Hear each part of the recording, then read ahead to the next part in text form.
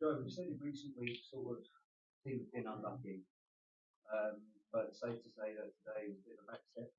Yeah, massively. Consistency is obviously a big word in football in general, but in this league, I think everyone talks about how unpredictable and crazy the championship is. Sometimes people that are spectators kind of talk about it in a good way that it makes it exciting, but when you're part of it, it can make it really frustrating that you can be part of a group, or in my case, lead a group where it feels like day in, day out for a period, there's a lot of good work going on and performances, there's signs of progress and that we're building. Felt like there was a lot of confidence in the group, and then today, out of nowhere, you just have a performance like that where in pretty much every department of the game we were just not good enough, really. So, yeah, incredibly frustrating, particularly because of the day it comes on. You never want those bad days. You never want to play like that. But I'm well aware, the players are well aware of what this fixture is to our fans. It's obvious to see when they're out there, but we knew that before the game. We knew what we were up against in terms of a tricky opponent, that they're in a difficult position. So the game's there for us if we want, of a team that's clearly in a better place than them at the moment. But that makes them dangerous because at some point they really need to come out fighting, as they really did in the second half in particular. And we couldn't match it today, and it's incredibly frustrating. It does say quite a lot, doesn't it? When you've got to take your main striker off, when you only have 12 touches all afternoon, doesn't it? It does sort of sum up the lack of attacking flow in the team right now. Well, not the flow of the team right now as in this period, because the flow of our attacks in recent weeks, Middlesbrough and Leicester, we've been ripping through them teams quite regularly to get to the final third. Today we obviously didn't do that. So today was very much a collective problem that we talk a lot about this idea of, we're trying to build from the back more. Matty Sarkic is playing short, but we do have ideas of how we vary our game. It's not this sort of obsession of we have to play short and only short, and we're going to make 50 passes the length of the pitch. Today became predictable very early on, and I'm not sure why, because we spoke about that. We know that now teams will be seeing what we're doing and will come up with sort of traps to try and set, or versions of press that might make it look different for us. And we worked on different solutions, but we got out on the pitch and we either got the decision wrong, or when the ball did get around the halfway line or in the final third, we were unable to hold it up to sustain any sort of momentum. It became one of those days, and it was the polar opposite of what you were seeing up the other end of the pitch. QPR were playing very little football in their build-up, but any time it went into Dykes or Armstrong, it was pin, hold it up, link it up, and they fed off that, and they kind of grew into the game, whereas we just got stuck in our half and played predictable football, which is absolutely not our plan. But as I said, you get those days where, from a game which we actually settled really quickly into from the start. QPR didn't start the game well, and you could see that they're a team that's maybe got a bit of anxiety around them at the moment, which is understandable, needing a result.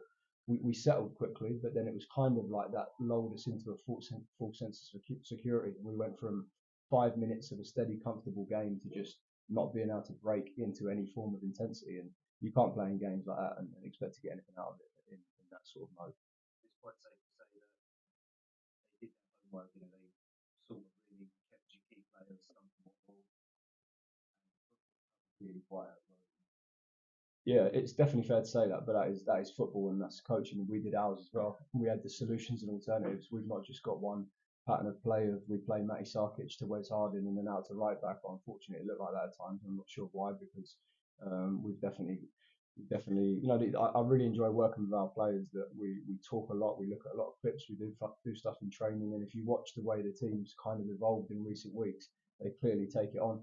But today looks like one of those games where once you fall into that rut in the game, which for us happened probably after about 15 minutes, we couldn't break out of it. So yeah, for sure, teams do their homework, but that's how football goes. We know that we can't expect to play the same football every week and it just worked perfectly. We've got to have more answers than we did today, and sometimes that is just moments of individual quality, because the way we've been playing lately, people giving us credit for our performances. I'll happily give a lot of that credit to the players. That a lot of players have been in good form, where they weren't so much in early December.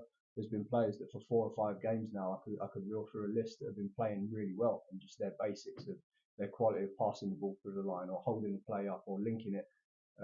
Today we didn't. There's not many players in our team today that could probably get on the bus and say they're happy with their performance. And unfortunately, that's how it goes at times. You have those days. That's why people told me from the start that this was going to be up and down, but it's just a bit raw now because it's today and it's in this game where I'm really disappointed for our away fans that have travelled like that they have to have to go away on the end of a poor performance like that.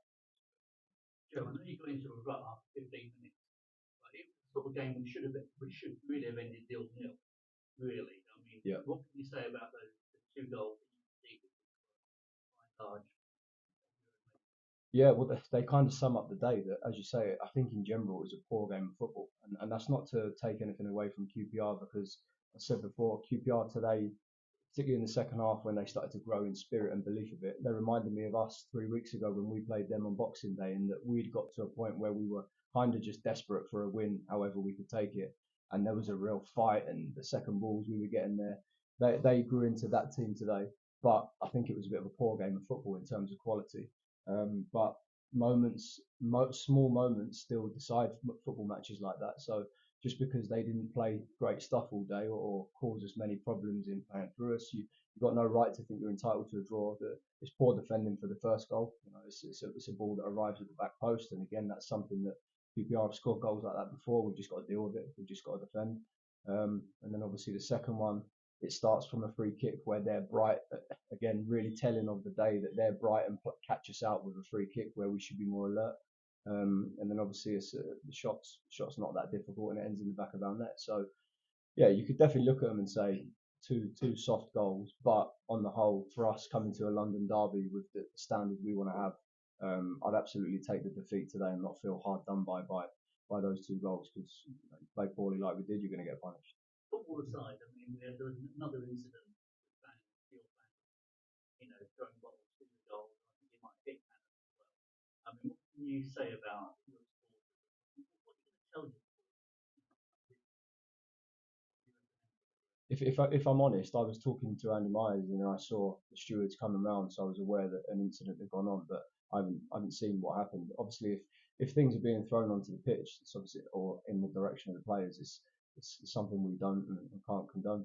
But yeah, I haven't seen enough to properly comment on it. But I think it goes without saying that's not something that we can do.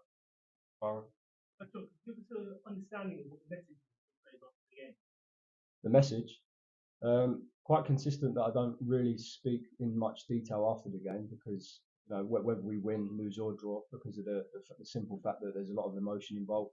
I spoke at length at half time and was very clear at half time that it wasn't good enough and we needed to step up. I spoke to some individuals about that. But the message is that that's absolutely nowhere near the level for us, and we know that. And the very brief things that I did say about how we have to get back to it Monday and Tuesday and really look at that game and analyse it to make sure that that doesn't happen too often. When I was saying it, typically of our lads, a lot of people were nodding along and agreeing because they know it.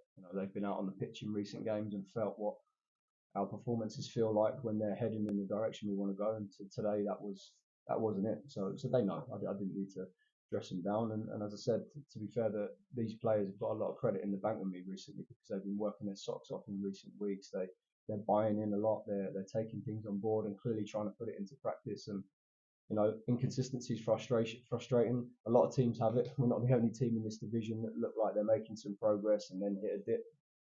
But the only way out of it is to get back to work, face up to it, and improve.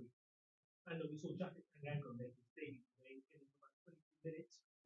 How long do you reckon he's ready to start a match? I wouldn't put an exact date on it. Could be next week. I mean, it's a bit of a whirlwind this week. Jaff only had his first session with us on Thursday, so Thursday, Friday, which obviously the closer you get to the game, they're quite light days. We weren't able to really expose him to much, but got him on the pitch there, and now with a full week between now and Preston, it'll be about sitting with him, getting a couple of good loading days into him, and if we get to a point by the end of the week where we feel he's capable of starting, then I definitely wouldn't rule that out. It's not. I don't think it's going to be a long process to get him to a point where he starts again. Guys, thank you. Cheers.